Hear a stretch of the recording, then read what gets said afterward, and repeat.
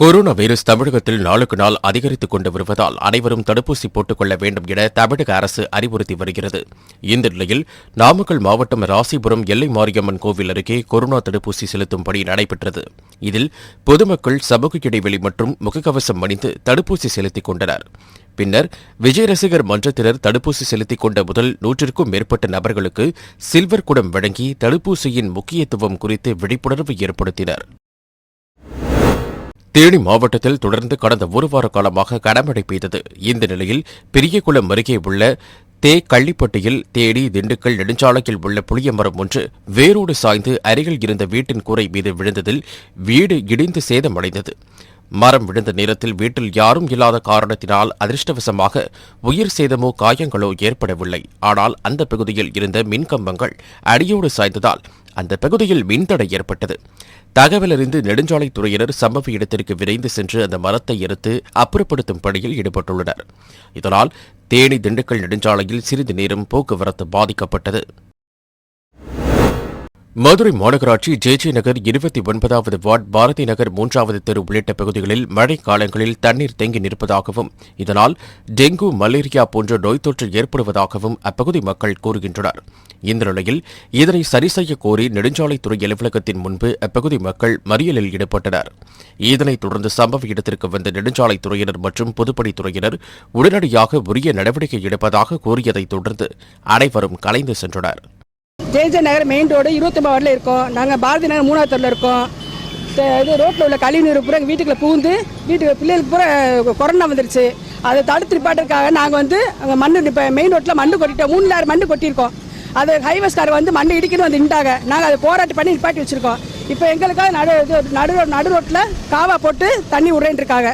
அவங்க சொன்னதுக்காக ரொம்ப நன்றி. ஓமைக்ரான் எனும் புதிய வகை வைரஸ் பரவி வரும் சூழ்நிலையில் கிருஷ்ணகிரி மாவட்டத்தில் மீதமுள்ள அனைவரும் கட்டாயம் தடுப்பூசி செலுத்திக் கொள்ள வேண்டும் என்றும் தடுப்பூசி செலுத்திக் கொள்ளாத நபர்கள் மற்றும் முகக்கவசம் அணியாதவர்களை மாவட்டத்தில் உள்ள பொது இடங்களான நியாய விலைக் கடை, வியாபார நிறுவனங்கள், சூப்பர் மார்க்கெட், திரையரங்கம், திருமண மண்டபம், கடை வீதிகள், துணிக்கடைகள், வங்கிகள் உள்ளிட்ட 18 இடங்களில் செல்ல தடை விதிக்கப்படுவதாகவும் கிருஷ்ணகிரி மாவட்ட ஆட்சியர் ஜெயச்சந்திர பானுரெட்டி அறிவித்தார். இதனைத் தொடர்ந்து சுகாதாரத்துறை, வருவாய்த்துறை மற்றும் காவல்துறையினர் சார்பாக கிருஷ்ணகிரி மாவட்டம் பர்கூரில் உள்ள பர்கூர் டெக்ஸ்டைல்ஸ் மார்க்கெட் மற்றும் சுற்றுவட்டார பகுதிகளில் அனைவரும் கொரோனா தடுப்பூசி போட்டுக் கொள்ள வேண்டும் என்றும் தடுப்பூசி செலுத்திக் கொள்ளாதவர்களுக்கு பொது இடங்களில் அனுமதி கிடையாது என்றும் வலியுறுத்தி துண்டு பிரசுரங்கள் விநியோகிக்கப்பட்டது.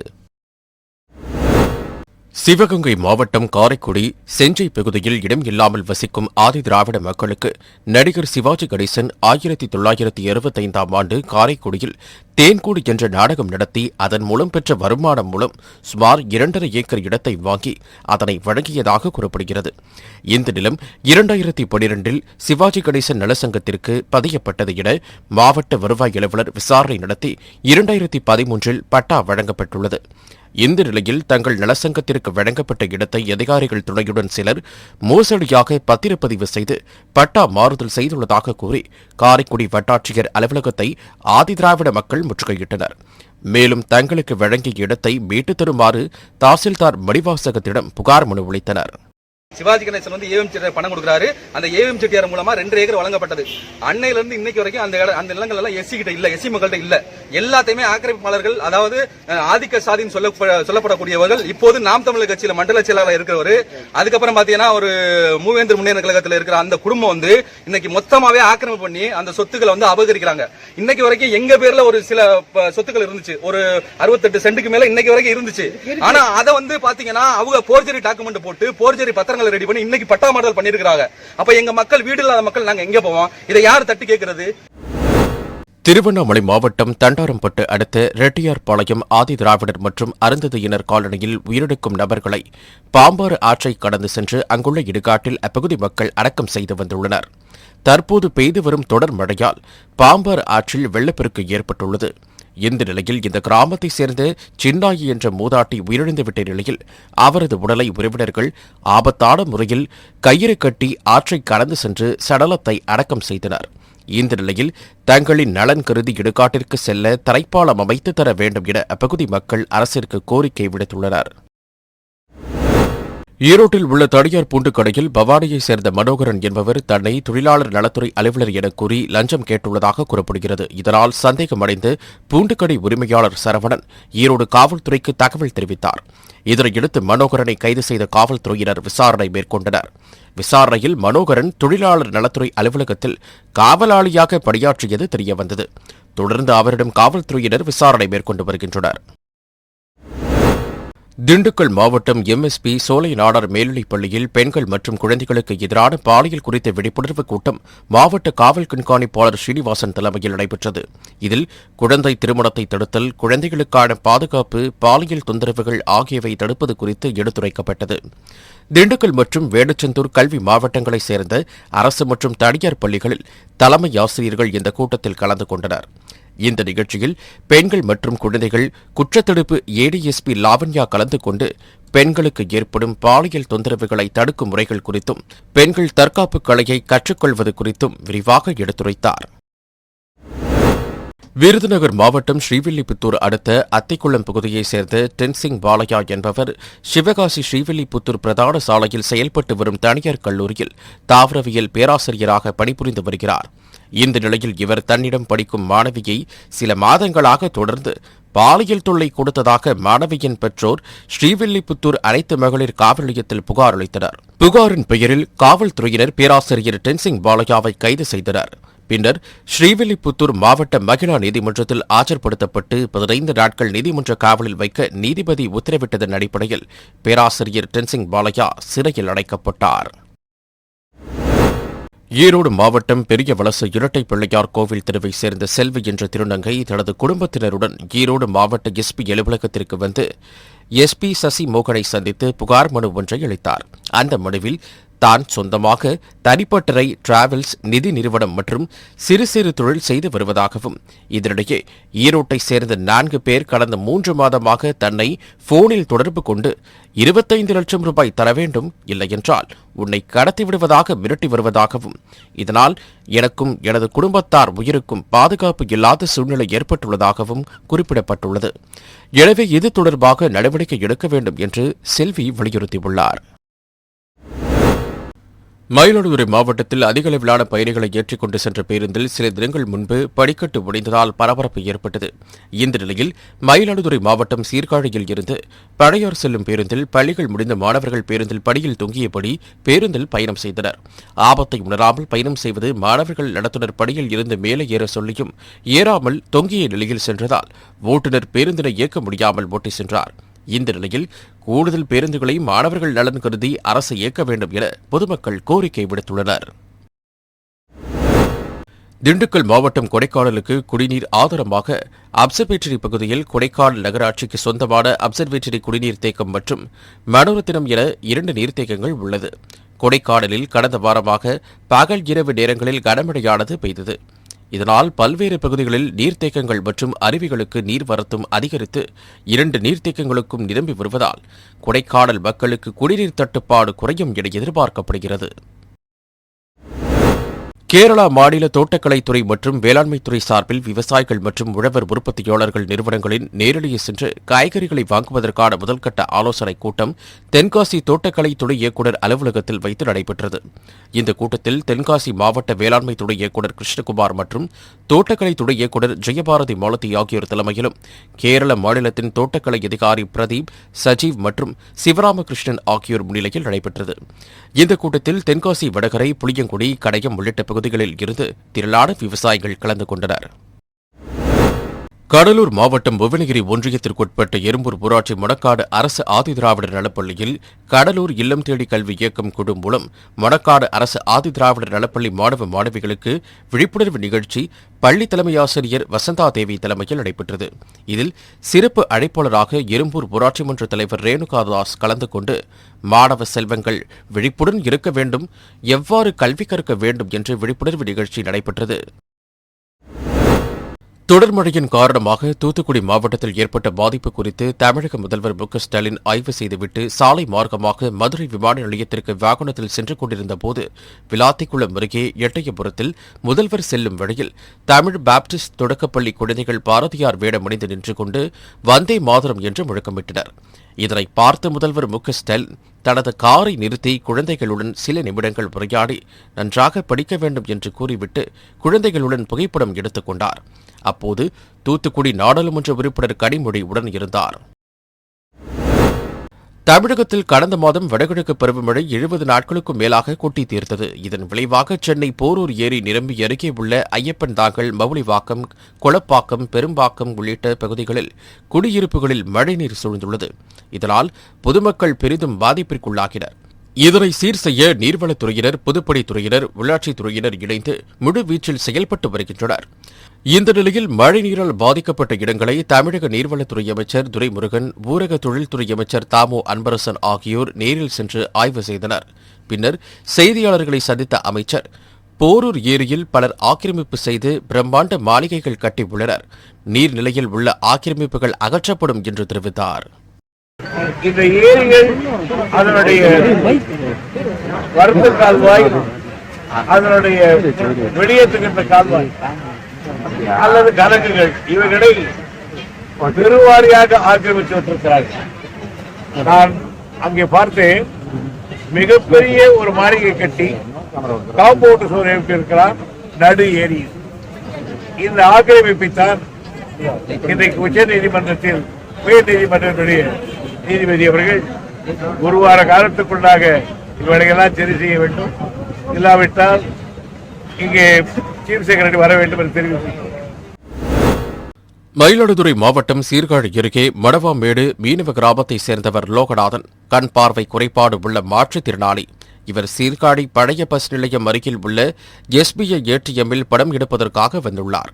அப்பொழுது பெண் ஒருவர் மாற்றுத்திறனாளியின் ATM கார்டு பெற்றுக் கொண்டு படம் எடுத்து தருவதாக கூறி 2000 ரூபாய் எடுத்துக் கொடுத்துவிட்டு பின்னர் லோகநாதன் கார்டை வைத்துக் கொண்டு அதற்கு பதில் வேறு ATM கார்டை லோகநாதனிடம் கொடுத்துவிட்டு சென்றுள்ளார். பின்னர் மாற்றுத்திறனாளியின் செல்போனிற்கு 7000 ரூபாய் பணம் எடுத்ததாக குறுஞ்செய்தி வந்ததைத் தொடர்ந்து அதிர்ச்சியடைந்த அவர் இதுகுறித்து சீர்காழி போலீசில் புகார் அளித்தார். புகாரின் பெயரில் போலீசார் வழக்கு பதிவு செய்து மாற்றுத்திறனாளியிடம் பண மோசடி செய்த பெண்ணை தேடி வருகின்றனர். தென்காசி மாவட்டம் ஆலங்குளம் வட்டத்தில் மழையால் முழுமையாக வீடுகள் இடிந்து பாதிக்கப்பட்ட மக்களுக்கு தென்காசி மாவட்ட இந்தியன் ரெட் கிராஸ் சொசைட்டி சார்பில் நிவாரணப் பொருட்கள், வருவாய்த்துறை சார்பில் நிதி உதவி வழங்கும் நிகழ்ச்சி ஆலங்குளம் வட்டாட்சியர் அலுவலகத்தில் நடைபெற்றது. தென்காசி மாவட்ட வருவாய் கோட்டாட்சியர் ராமச்சந்திரன் தலைமையில் நடைபெற்ற இந்த நிகழ்ச்சியில் நிவாரணப் பொருட்கள் மற்றும் பாதிக்கப்பட்ட மக்களுக்கு தலா 5000 ரூபாய் நிதிக்கான காசோலை வழங்கப்பட்டது. கன்னியாகுமரி மாவட்டம் நித்திரவெளி அருகே பாடந்தோப்பு பகுதியில் வழக்கறிஞர் ஜேம்ஸ் என்பவர் மாட்டுப் பண்ணை நடத்தி வருகிறார். ஆனால் இவரது பண்ணையில் இருந்து மாட்டு சாணம் கழிவுகளில் அருகில் உள்ள குடிநீர் நீர்க்கிணற்றில் கலந்து சுகாதார சீர்கேடு ஏற்படுவதுடன் அருகில் வசிக்கும் கோலப்பன் என்பவரது வீட்டிலும் இந்த கழிவு பாய்ந்து வீட்டிற்குள் வசிக்க முடியாத நிலையில் ஏற்பட்டதைத் தொடர்ந்து பொதுமக்கள் கிராம நிர்வாக அதிகாரிகளிடம் தெரிவித்தனர். ஆனால் இதுகுறித்து அதிகாரிகள் நடவடிக்கை எடுக்காத நிலையில் பொதுமக்கள் சாலை மறியல் போராட்டம் நடத்தினர். இதனால் நித்திரவிளை சின்னத்துறை சாலையில் போக்குவரத்து பாதிப்பு ஏற்பட்டது. திருவள்ளூர் மாவட்டம் திருத்தணி நகராட்சி ஜோதி நகர் பகுதியில் 300க்கும் மேற்பட்ட குடும்பத்தினர் வசித்து வருகின்றனர். இவர்களுக்கு ஊருக்கு கிழக்கு புறத்தில் சுடுகாடு உள்ளது. இந்த சுடுகாட்டிற்கு செல்வதற்கு பொதுவழி இருந்தும் சாலை அமைக்கப்படவில்லை.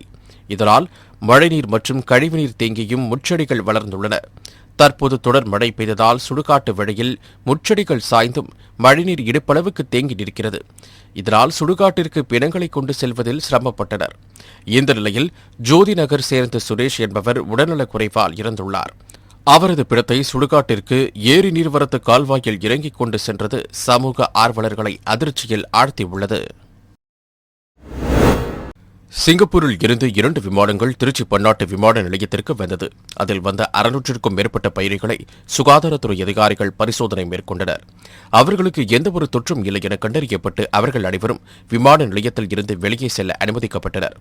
இந்த நிலையில் நேற்று இரவு சிங்கப்பூரில் இருந்து வந்த ஸ்கூட் விமானத்தில் 136 பயணிகள் வந்தனர்.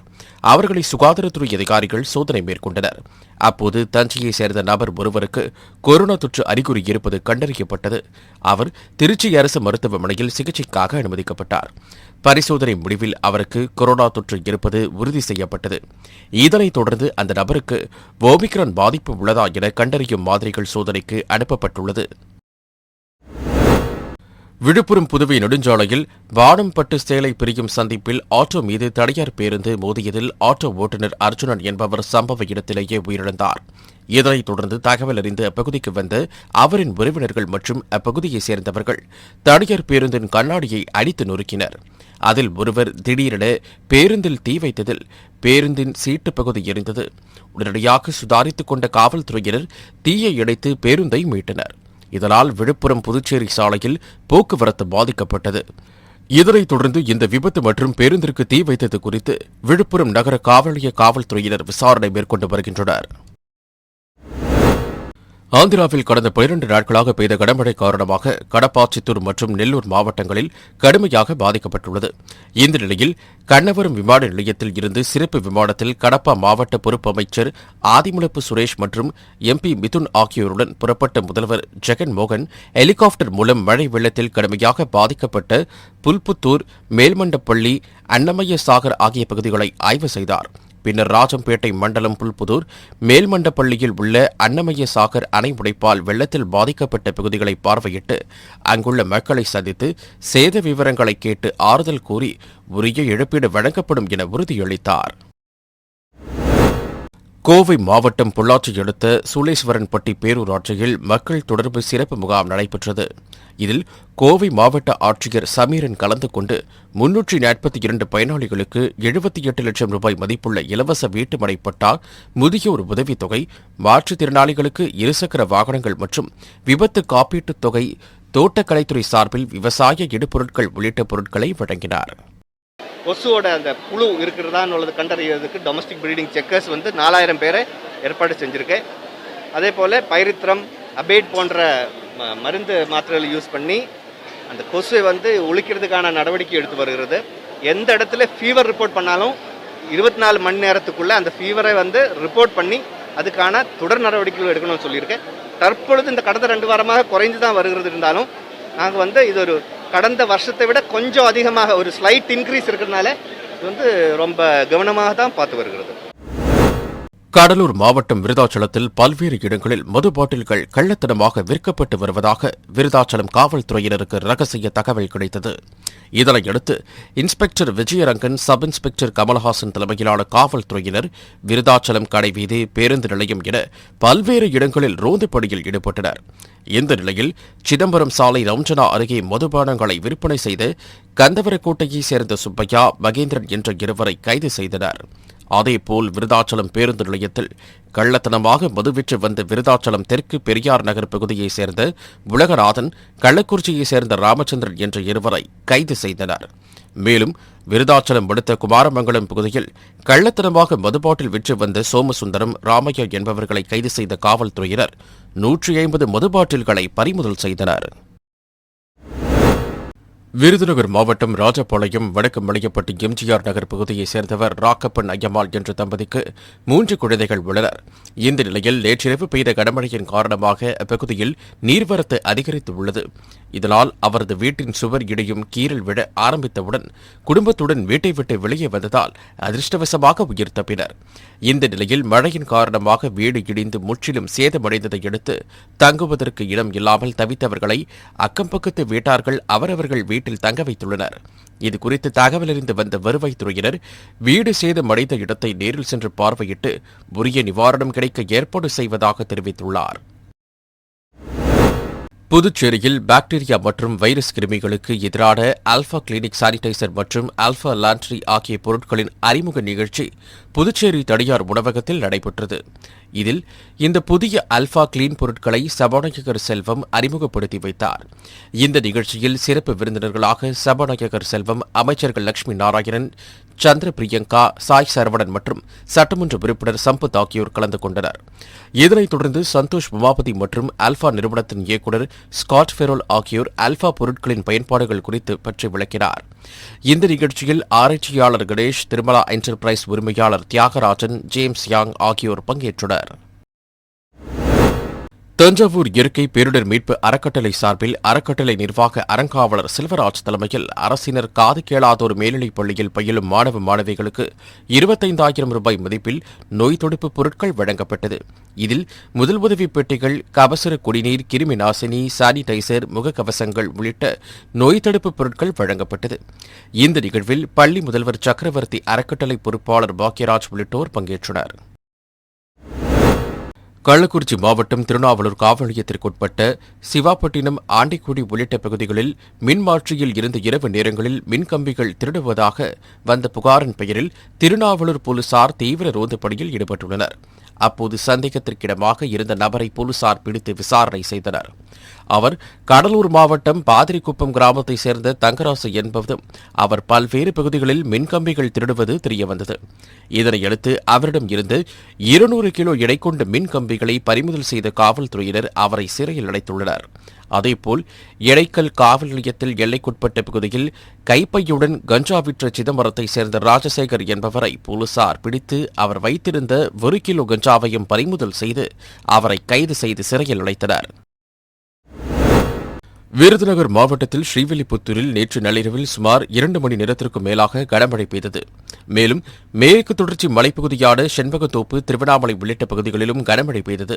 இதன் விளைவாக கண்மாய்களில் நீர் பெருகிய நிலையில் மொட்டபெத்தான் கண்மாய்யில் உடைப்பு ஏற்பட்டு நகர்ப்பகுதிகளான ஓடமட்ட தெரு, ஆத்துக்கடை தெரு, ரைட்டன்பட்டி தெரு உள்ளிட்ட 15க்கும் மேற்பட்ட தெருக்களில் உள்ள 1000க்கும் மேற்பட்ட வீடுகளுக்குள் வெள்ள நீர் சூழ்ந்தது. இதனால் அங்கு வசிக்கும் மக்கள் மிகவும் அவதிக்குள்ளாகியுள்ளனர்.